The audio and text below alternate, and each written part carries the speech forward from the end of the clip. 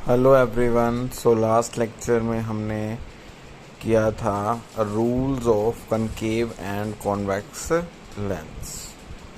सो इस लेक्चर में हमने रे डायग्राम्स करने हैं।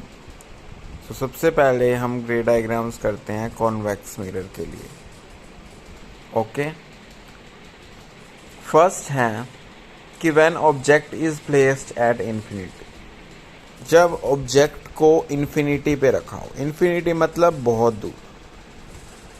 तो इन्फिनिटी से जो है वो पैरेलल रेज आएंगी ऑब्वियसली। जब वो पैरेलल रेज रहेगी, ए बी क्या है यहाँ पे, position of the object. Infinity पे है, बहुत दूर है, इसलिए मैंने यहाँ पे रखना है। अब यहाँ से पैरेलल रेज आ रही है तो यहाँ पे क्या होगी, रिफ्लेक्शन होगी। और जब हम बैक प्रोड्यूस कराएंगे तो वो कहाँ से मीट करेगी, फोकस। तो इमेज कहाँ पे मिली, फोकस में मिली। और जब भी हम रे डायग्राम्स बनाएं तो बिल्कुल प्रॉपर होनी चाहिए। जैसे यहाँ पर पैरेलल रेज आ रही हैं तो यहाँ पर एरो शो कर रहा है आने का, और ऊपर से वो जब रिफ्लेक्ट होकर के जा रही हैं तो एक एरो दिखा रखा है। तो एरोज जो हैं वो ऐसा होना चाहिए। ओके, एरो की पोजीशन इधर उधर हो सकती है लेकिन डायरेक्शन सही दिखानी है उसमें आपको, क्योंकि अगर डायरेक्शन गलत दिखा दी पूरा रे डायग्राम गलत हो जाएगा। तो नेचर ऑफ इमेज कैसा है, वर्चुअल और इरेक्ट। और साइज क्या है, पॉइंट साइज। पॉइंट साइज है कई बुक्स में वेरी स्मॉल है। क्यों, क्योंकि ऑब्जेक्ट जो है वो बहुत दूर पड़ा है, हमें नहीं पता कहाँ है, और उससे पैरेलल रेज आ रही है तो उसके करस्पॉन्डिंग जो इमेज बनेगी वो तो छोटी ही बनेगी ना, स्मॉल साइज की बनेगी। इसलिए बात समझ में आई। Second rule, second ray diagram को देखो। When object is placed between pole and focus. अब पोल और फोकस के बीच में ऑब्जेक्ट को रख दिया। ए बी देखो, ये पोल सेंटर ऑफ द मिरर और कहाँ पे, फोकस के बीच में ए बी को रख दिया। तो फैली रे भेजी कि पैरेलल जब जा रही है तो वो क्या करेगी, डाइवर्ज करेगी। जब उसको बैक प्रोड्यूस कराएंगे तो वो कहाँ से निकलेगी, फोकस में से। फोकस में से निकली हुई है। दूसरा रूल नंबर 3 अप्लाई किया कि जब रे सेंटर में से जाएगी तो it will retrace its path. और जहाँ दोनों इंटरसेक्ट करेंगी, जहाँ दोनों लाइट रेज इंटरसेक्ट करेंगी वहाँ पे क्या बन रही है, इमेज। तो इमेज बन गई ए डैश बी डैश। और कहाँ पे बनी है, बिटवीन पी एंड एफ। तो इमेज पोजीशन भी क्या लिखी, between P and F. Size क्या है, स्मॉल है, क्योंकि ऑब्जेक्ट का साइज देखो ए बी और इमेज का साइज देखो। ठीक है। नेचर ऑफ इमेज, कॉन्वेक्स का केस है ऑब्वियसली वर्चुअल। और इरेक्ट मतलब जैसे ऑब्जेक्ट पड़ा था ए बी स्ट्रेट, और वैसे ही हमें इमेज भी स्ट्रेट मिली है ए बी, तो उसको बोलते हैं हम इरेक्ट। बात समझ में आई। तो ये दो केसेस है सिर्फ कॉन्वेक्स मिरर के। कॉनकेव मिरर के वी हैव 6 केसेस। इसका फर्स्ट केस देखो, When object is placed at infinity, जब ऑब्जेक्ट को क्या प्लेस करेंगे, इन्फिनिटी पे। तो सेम पैरेलल रेज आई, ए से एक पैरेलल रेज भेजी और एक बी से भेजी। ए से जो भेजी है वो रिफ्लेक्ट होके फोकस से निकली। ठीक है। ऐसे ही बी से जो पैरेलल रेज आई है वो भी रिफ्लेक्ट होके फोकस से निकली। तो वो वही बात हो गई जो पिछले केस में किया था कॉन्वेक्स वाले मिरर में, कि इमेज जो है वो कहाँ पे बनेगी, एट फोकस पे। सेम पॉइंट साइज या फिर स्मॉल या फिर हाईली डिमिनिश्ड, बात एक ही है, मतलब स्मॉल साइज है इसका। ठीक है। ये कहाँ पे बन रही है, लेफ्ट हैंड साइड पे बन रही है इमेज, दैट मीन्स रियल है। और हमेशा इसमें मोस्ट ऑफ द केसेस में इन्वर्टेड ही बनती है। ठीक है। इन्वर्टेड मतलब उल्टी। अगर ए बी ऑब्जेक्ट रखा है तो इमेज कैसी बन रही है, बी ए। ये सब क्लास में भी तुम्हारे साथ डिस्कस हुआ है। Second, when the object is beyond C. Object को कहाँ पे रख देंगे, बियॉन्ड सी रखेंगे। तो क्या होगा, जब बियॉन्ड सी रखेंगे तो सेम रूल अप्लाई करेंगे कि जब पैरेलल आ रही है रे तो वो फोकस में से निकली। दूसरा इस पे क्या रूल लगाया, रूल नंबर 3, जब हम सेंटर ऑफ कर्वेचर से भेजेंगे इमेज को, रे को, तो वो वापस अपनी रिट्रेस करेगी इट्स पाथ, अपने पाथ को वापस जाएगी, और जहां ये दोनों लाइंस इंटरसेक्ट करेंगी, देखो between F and C intersect कर रही हैं, तो वहां पे क्या बनेगी, इमेज बन गई इमेज। ठीक है, नेक्स्ट क्या कि अब देखो कि वही पोजीशन कहलाई जाएगी इमेज की, तो पोजीशन ऑफ द इमेज क्या होगी, between F and C. Same left hand side बन रही है, तो क्या बनेगा, रियल एंड इन्वर्टेड। देखो ए बी ऑब्जेक्ट था और बी ए इमेज बनी, तो इन्वर्टेड बनी ना, उल्टी बनी।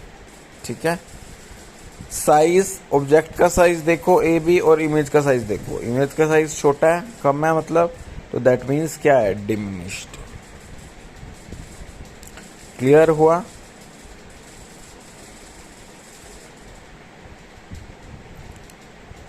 Next, when object is at C, जब ऑब्जेक्ट की पोजीशन क्या रखी, सेंटर पे। जब ऑब्जेक्ट को सेंटर पे रखोगे तो पहली सेम सब में रूल, इन्हीं 4 रूल्स के अलावा कोई रूल नहीं लगता, और 99% तो पहले 3 रूल ही लगते हैं। तो फर्स्ट रूल, जब सी पे रखा है ऑब्जेक्ट को सेंटर ऑफ कर्वेचर, पहली रे भेजी पैरेलल, तो वो फोकस में से पास करके गई। दूसरी रे भेजी फोकस में से, तो वो कहाँ गई, पैरेलल गई। तो सेम सेंटर पे ही इमेज भी बनेगी, क्योंकि दोनों लाइंस, दोनों रेज कहाँ पे इंटरसेक्ट कर रही हैं, एट सी। और एक और बात, सेंटर पे सेम ऑब्जेक्ट जो साइज होता है और इमेज का साइज सेम होता है। तो देखो इमेज की पोजीशन क्या हुई, एट सी, और ऑब्जेक्ट की भी क्या थी, at C. Nature of image क्या हुआ, रियल एंड इन्वर्टेड। साइज क्या हुआ, सेम साइज, जो ऑब्जेक्ट का साइज है वैसे ही क्या होगा, इमेज का साइज हमें मिलेगा। Okay, then next case, case number 4, when object is placed between F and C, focus और सेंटर के बीच में जब ऑब्जेक्ट को रखेंगे, जब फोकस और सेंटर के बीच में रखोगे तो सेम पहले क्या करोगे कि पैरेलल भेजोगे रे को। हर एक केस में हम सबसे पहला काम क्या कर रहे हैं कि पैरेलल भेज रहे हैं। जब हमने पैरेलल भेजी तो वो फोकस में से पास करेगी, फोकस में से पास करेगी। ठीक है, फर्स्ट रे को देखो। सेकंड कि जब वो सेंटर में से भेजोगे, सेंटर में से जाएगी तो it will retrace its path, वो अपने पाथ को वापस आ रही है, और जहां दोनों इंटरसेक्ट करेंगी वहां पे क्या बनेगी, इमेज बनेगी। तो इमेज कहाँ पे बनी, बियॉन्ड सी। और नेचर कैसा है इमेज का, रियल एंड इन्वर्टेड। साइज कैसा है, देखो ऑब्जेक्ट का साइज कितना छोटा है और इमेज का साइज क्या है, उसके कंपैरेटिवली बड़ा है, तो इसका क्या लिखोगे, साइज में enlarged. Okay, is it clear to you all? Next, case number 5. When object is placed at focus, जब ऑब्जेक्ट को फोकस पे रखेंगे, जब फोकस पे रखेंगे तो सेम पैरेलल अगर जाएगी रे तो वो फोकस में से ही निकलेगी, वही रूल लगाया। और दूसरा सेंटर में से पास करवा दो, जब सेंटर में से पास करवाओगे तो it will retrace its path. तो देखो ये कभी मीट नहीं कर रही, जब मीट नहीं कर ली बिल्कुल पैरेलल जा रही है, मतलब कहाँ पे इमेज बनेगी, एट इन्फिनिटी पे। इसी साइड बन रही है ना, लेफ्ट हैंड साइड, तो रियल एंड इन्वर्टेड। और इन्फिनिटी पे बन रही है तो बात मैंने पहले ही बताई थी, वो इमेज क्या बनेगी, लार्ज बनेगी। अगर आप ऑब्जेक्ट को ले रहे हो आप इन्फिनिटी पे, तो उसके करस्पॉन्डिंग ऑब्जेक्ट इन्फिनिटी पे है तो मतलब ऑब्जेक्ट बड़ा है, उसके करस्पॉन्डिंग कैसी मर्जी इमेज बने। अब ऑब्जेक्ट को आपने फोकस पे रख दिया, इमेज इन्फिनिटी पे बन रही है, तो ऑब्वियसली इमेज क्या बनेगी, लार्ज बनेगी। बात समझ में आई। नेक्स्ट सिक्स्थ लास्ट केस कि when object is placed between pole and focus. अब पोल और फोकस के बीच में ऑब्जेक्ट को रख दिया। जब ऑब्जेक्ट को पोल और फोकस के बीच में रखोगे तो सेम रूल अप्लाई करा कि इसमें हमने अप्लाई किया कि पहले प्रिंसिपल एक्सिस के साथ जो एंगल बनाएगी इंसिडेंट रे पोल पे, वही रिफ्लेक्टेड रे एंगल बनाएगी, ठीक है। और दूसरा रूल कि अगर सेंटर ऑफ कर्वेचर से पास करेंगे तो it will retrace its path. तो अब जहां पे दोनों को क्या कराएंगे, बैक प्रोड्यूस कराएंगे। बैक प्रोड्यूस कराएंगे तो इमेज कहाँ पे बन रही है, राइट हैंड साइड। और देखो क्या बन रही है, लार्ज बन रही है। तो इसके अंदर क्या आ गया, image position behind the mirror, mirror के पीछे। और मैंने स्टार्टिंग में ही वीडियो लेक्चर्स में भी बताया अभी, बिहाइंड द मिरर है तो इमेज का नेचर कैसा है, वर्चुअल है, ठीक है। और इरेक्ट बनी है सेम, जैसे ए बी था वैसे ही ए डैश बी डैश, तो इरेक्ट हो गई। और ऑब्जेक्ट का साइज देखो और इमेज का साइज देखो। ऑब्जेक्ट का साइज क्या है, ए बी, कंपैरेटिवली छोटा है, मतलब इमेज का साइज बड़ा है ए डैश बी डैश का। दैट मीन्स कि जो साइज है वो क्या होगा, इमेज का एनलार्ज्ड होगा। तो इन्हीं चार रूल्स से हमने क्या किया, कॉन्वेक्स और कॉनकेव मिरर को हमने क्या किया, इनकी इमेज फॉर्मेशन करी। और इस इमेज फॉर्मेशन को क्या बोलते हैं कि केसेस। पहले हमने रूल्स किए, उन रूल्स को फॉलो करके हमने क्या किया, केसेस किए। I hope you understand.